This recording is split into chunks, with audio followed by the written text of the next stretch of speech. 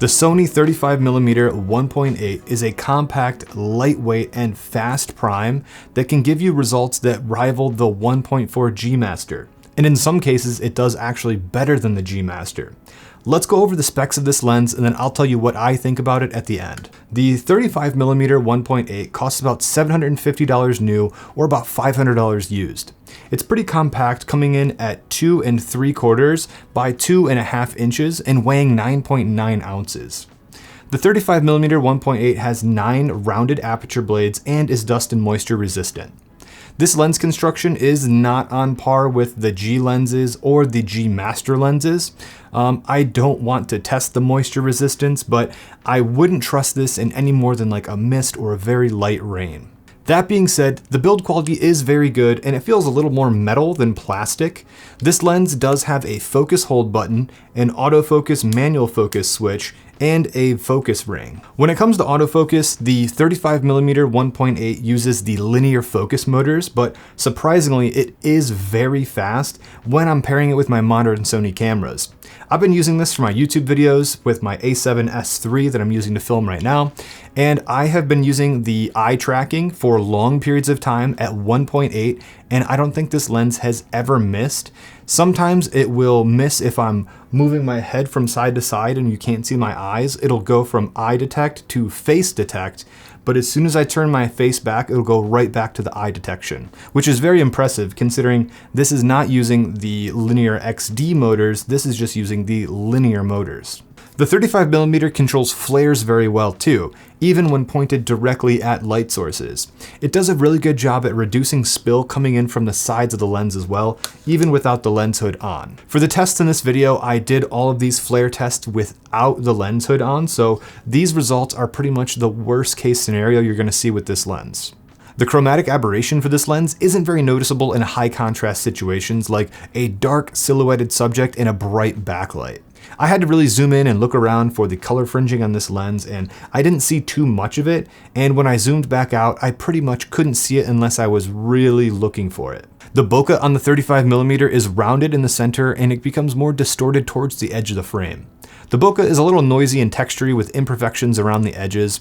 They are pretty obvious in this extreme test footage here, but if you're really looking for those imperfections under normal situations, you probably won't notice them that easily. The image quality of the 35mm 1.8 is very comparable to the 35mm G Master. It's a very sharp lens, wide open in the center, while the edges of the frame are a little softer. By f2 and 2.8, the edges are as sharp as the center without any vignetting around the edges either. Around f13, the edges do start to become a little bit softer though. The minimum focusing distance for this lens is 8.7 inches away from the sensor. I find myself taking photos of close-up objects a lot, and getting nice bokeh with a fast prime lens is something that I love to do, and I find myself trying to focus closely to subjects just so I can get the most bokeh I can possibly get. And with this lens, a tight minimum focusing distance is a big benefit. One of the best parts about this lens is actually what it lacks. This lens lacks any distinguishable focus breathing. This lens still has some focus breathing when you're going from the minimum focusing distance all the way to infinity, but you'll really have to be looking for it to notice it. On other 35mm lenses, the focus breathing is kind of an issue, so this focal length and this price point having almost no distinguishable focus breathing is a really big deal. Many videographers, myself included, use this 35mm as one of their main video lenses because of that reason alone, and the footprint and the price tag, but we'll get into that in a little bit. Focus breathing is becoming less of a problem with modern Sony cameras that have the focus breathing compensation feature, but that being said, that will crop in on your image slightly, so you're not going to have a true focal length anymore. If you're using a 35, it'll be something like a 38. So that's not a huge deal, but it could be a bigger deal if you have multiple different cameras that are all full frame using a 35mm and one is using focus breathing compensation and one isn't.